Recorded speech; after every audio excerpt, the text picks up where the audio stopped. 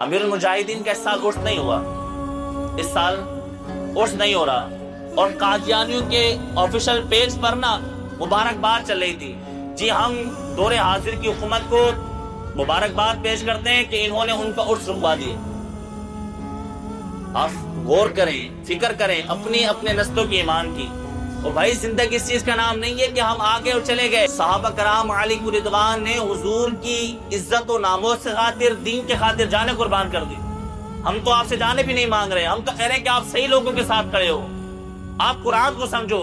آپ نہیں دیکھو جی کسی کو، آپ نہیں دیکھو امام صاحب کو، آپ نہیں دیکھو کسی تنظیم کو، آپ نہیں دیکھو کسی مذہب کو، قرآن کو تو دیکھو۔ مفسر فرماتے ہیں کفر سے مراد کفر بھی ہے اور کفر کو سپورٹ کرنے والے لوگ بھی مراد ہیں۔